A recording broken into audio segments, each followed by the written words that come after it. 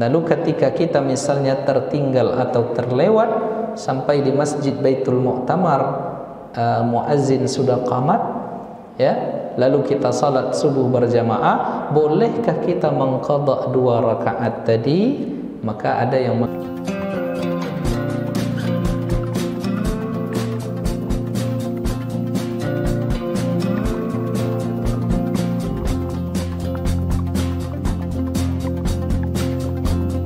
Bismillahirrahmanirrahim. Assalamualaikum warahmatullahi wabarakatuh.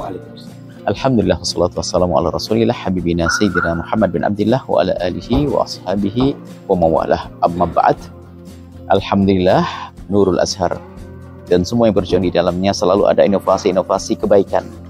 Dan ini bulan Ramadan juga tidak mau ketinggalan dengan yang lainnya untuk bisa berlomba-lomba dalam kebaikan. Ada program Maidatur Rahmah, mengajak hamba Allah sebanyak-banyaknya untuk bisa memberikan buka hamba-hamba Allah, dimulai dari para santri yang pahalanya jelas sangat luar biasa banyak.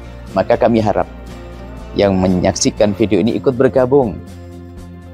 Dan itu dianjurkan bagi Nabi untuk bisa memberi makan, khususnya di bulan Ramadan, bulan berkah, bulan dilipat gandakan pahala, bulan pengampunan, bulan rahmat. Maka kami himbau kepada siapapun, ayo bergabung program Maidatur Rahman, insya Allah ya. Di Ramadan ini Ramadan yang bagi kita adalah Ramadan keberuntungan yang sesungguhnya.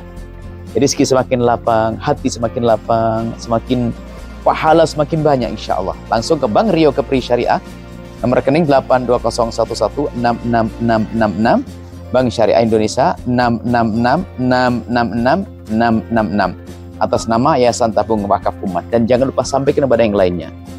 Semakin banyak yang bergabung berarti semakin banyak bisa ditolong. Dan semoga Allah memilih kita untuk menjadi hamba yang bisa berbagi dalam kebaikan, khususnya di bulan mulia, bulan Ramadan. Masya Allah, jangan ragu, sampaikan kepada yang lainnya. Bismillah karena Allah. Kemudian juga sertakan kode transfer ditambah 12 di akhir nominal transfer.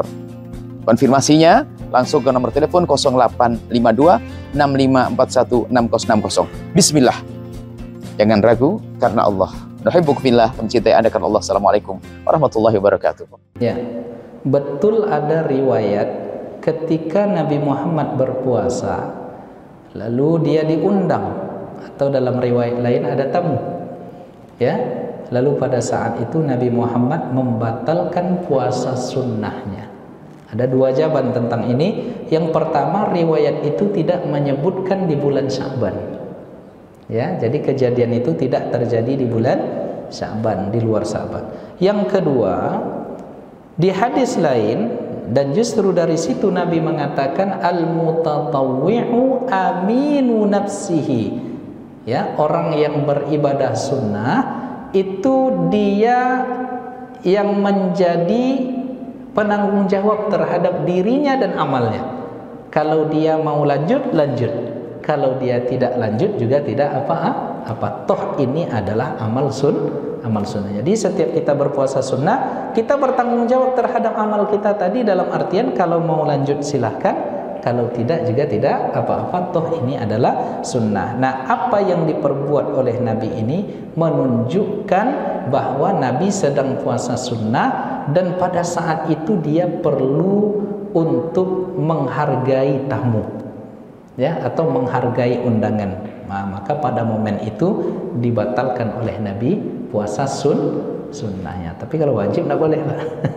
Ya, nah, jadi begitu. Jadi memang ada riwayatnya. Yang pertama, riwayat itu tidak terjadi di bulan Sya'ban. Yang kedua, itu dalam rangka mengajar umat, ada kondisi-kondisi dalam ibadah sunnah itu jangan terlalu ketat. Jadi harus lapang. Ya, masa kita sudah berpuasa misalnya, tapi momennya saat itu kita diundang, ya, kita diajak atau datang tamu, ya kan, kita harus menunjukkan pula penghargaan. Nah, momen-momen seperti itu ada kalanya diajarkan oleh Nabi kita menghargai orang lain. Kan nanti segan orang tuh makan, Pak, kalau dia tahu kita puasa. Jadi ada momennya kita menghargai itu. Tetapi jika orang itu paham, ini disebutkan oleh Al-Imam Al-Izzu bin Abdissalam, jika orang itu sudah memahami kita lagi berpuasa, dia bisa maklum, itu boleh kita lanjut.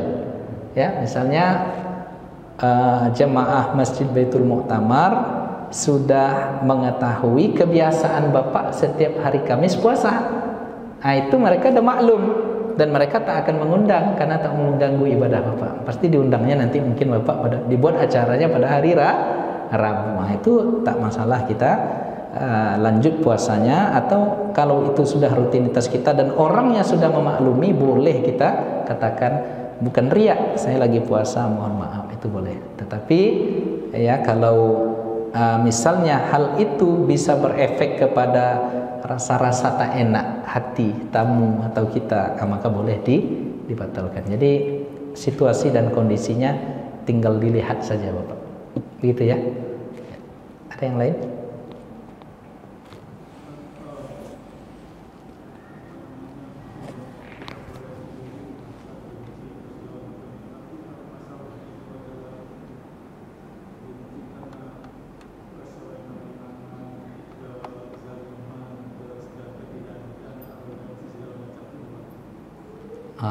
Itu bukan benci namanya, ya, tapi itu kritik.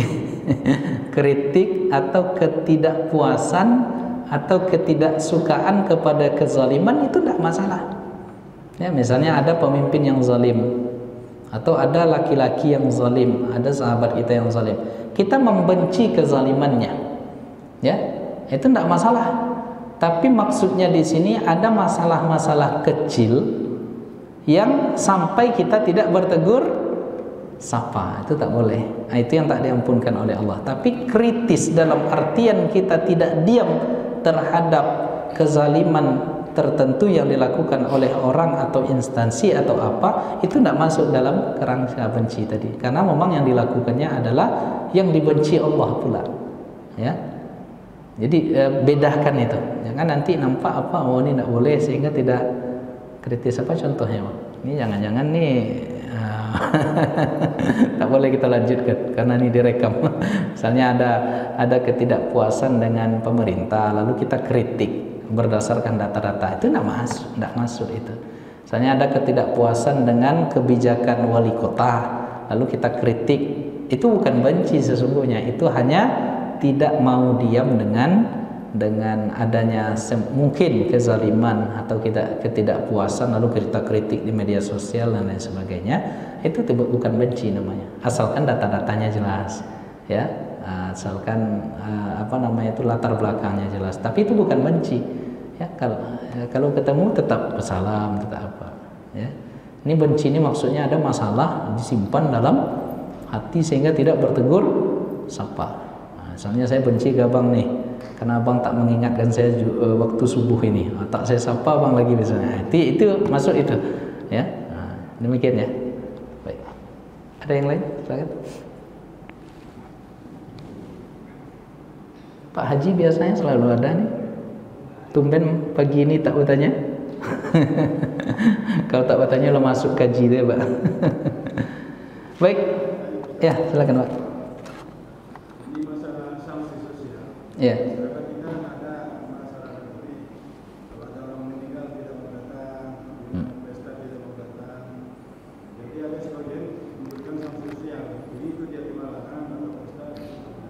Sanksi sosial itu bukan membenci, itu bukan menghajar, Pak. Hajar dalam artian bahasa Arab, ya.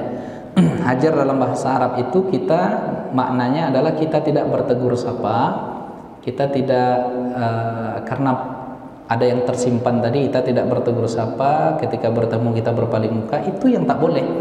Tapi kalau misalnya kesepakatan masyarakat, ya, untuk memberikan sanksi sosial, tapi kalau ketemu kan tetap tegur sapa kan, cuma dia misalnya tidak terlibat ke kegiatan sosial, lalu pada saat yang sama kita kasih pelajaran, ya, kalau tak mau dia, ya kita juga tak melakukan yang hal sama. Itu tidak benci namanya, Pak. Itu hanya sekedar memberikan pelajaran. Karena perlu pula itu yang begitu tuh, Pak. Ya. Jadi pas pas kita perlu, dia tak hirau, ya, tak hirau dia.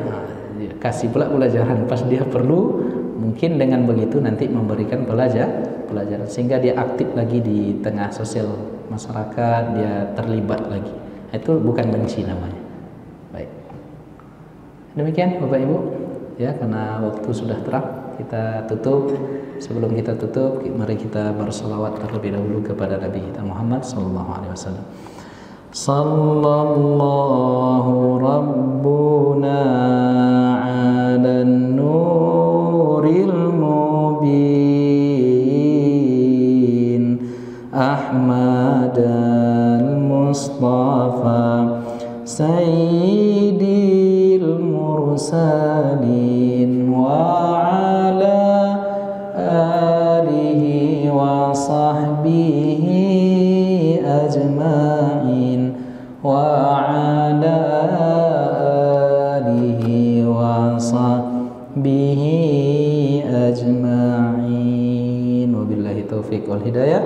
Wassalamualaikum warahmatullahi wabarakatuh.